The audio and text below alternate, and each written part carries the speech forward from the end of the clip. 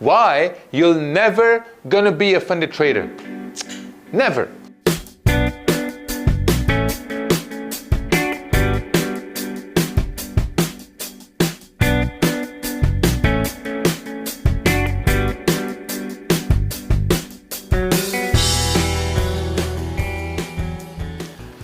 There are 3 reasons why you will never be a successful funded trader. And believe me, these are very important reasons. This is the main reason why the funded companies make a lot of money. Trust me, they make tons of money, shit tons of money. And because of these 3 reasons why they're making money, and these are the same 3 reasons why you're never gonna be a funded trader.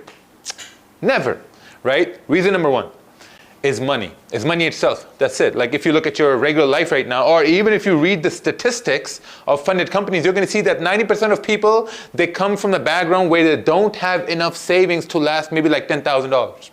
80% of people are participants. They don't have 10,000 to their name, and now they want to trade on a $100,000 account, $200,000 account, $50,000 account. And it's very simple. Whenever you haven't traded more than, let's say, $5,000 or $10,000, the drawdown on a $50,000 or $100,000, sometimes it's much more than your own regular account.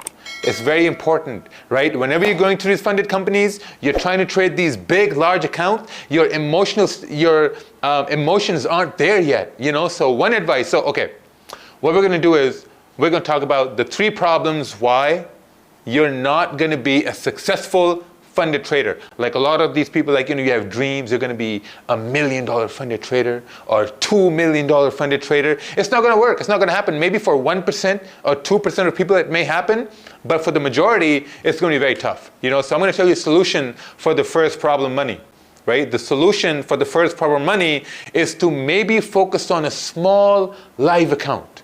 And this problem 1 goes into problem 2 too, which is discipline, right? So start with a small account, maybe like a $100 account, $200 account. Like a lot of people, what they do is they start off with a demo account. They make these returns, these imaginary returns on demo account. I mean, they're real returns because they're in your account, but it's demo, right? It's on a demo account. You make these returns, right? Now you do understand technicals. When you're trading a demo account, you're learning about technicals. Perfect, you understand them. But do you understand emotions around money at the same time? Which is why you can do well on a demo account and fail miserably on a live account.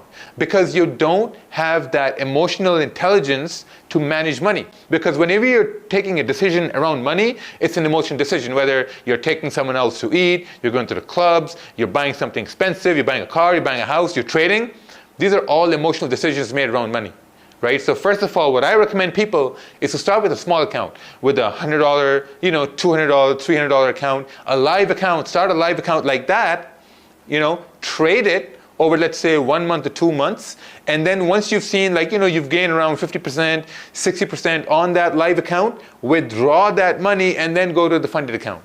Right? Because the number 1 thing is you need to build your discipline, right? Your discipline needs to be to the stage where you're not looking at a trade and thinking, oh man, I'm going to draw down and, I'm not going to look at the charts. I'm just going to look at the drawdown. It's increasing. Now you got to manage that. The first thing is you need to really understand how price is moving, how charts are moving, what candles are doing, what technically you can see in the chart that's going to tell you that this is not the right trade, right? These are things you need to really focus on. Because once you're trading with discipline, once you're trading that small account, what's going to happen over time is you're going to understand that, hey, you're consistent on the small account. If you can't be consistent on a small account, how the hell are you going to be consistent on a $100,000 account or a $200,000 account? When people see me trade my $2.5 million account, where I've already withdrawn $2 million from it, they're like, oh, hey, Raja Banks, you're trading 100 lots, you're trading 150 lots now.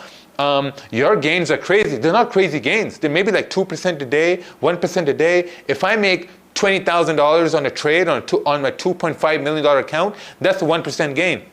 That's all what it is. That's a 1% gain on my big account. Now, reason number 3 is going to be risk management.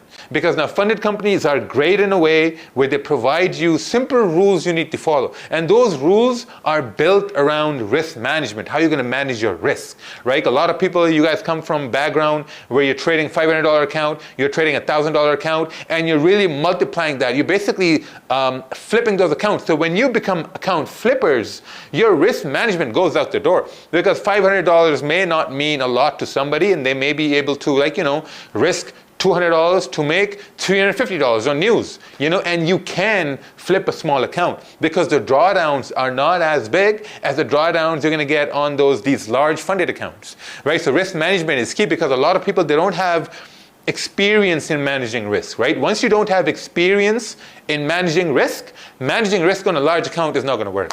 It's basically simply not going to work. And what's going to happen is you're going to end up blowing the account. Then you're going to deposit more money, or some companies are going to give you this second chance. You deposit more money, or you deposit, or you buy the next one for 50% off or whatever, and then you blow that again, right? And you're basically just spending money. They're profiting. Great business model, but at the end of the day, you're out of pocket maybe like $2,000, $3,000. I know guys who have failed the challenge 15 times, and they still say, oh man, you know what? No, this time we're going to make it work. I know guys like that. So at the end, what it comes down to, managing risk and discipline, because again, listen, I'm going to say it again, right? Once you start trading with a small account, $200 account, trade that account diligently for 2 months. Right? Take 1 or 2 trades a day for 2 months, trade that account. If you see that you're consistently making gains on that small account, after a while, after 2 months, you're going to understand that subconsciously you're following a process to take trades. Maybe, 1 trade at one time of the day, or 2 trades at maybe pre-London, pre-New York or New York Open, and you're consistent now over 2 months. Mentally, you're going to be at a state where you're going to say, okay, you know what? No matter the account size, it all comes down to how price is going to move. Once you get to the level of telling yourself it does not matter what the account size is, or what the number of dollar amount in drawdown is, it all comes down to how price is moving. It all comes down to how price is moving up, how candles are forming, what time of the market it is, and then that's it. Then you're like, okay, you know what? Any move that happens in the market, there's a logical reasoning behind it.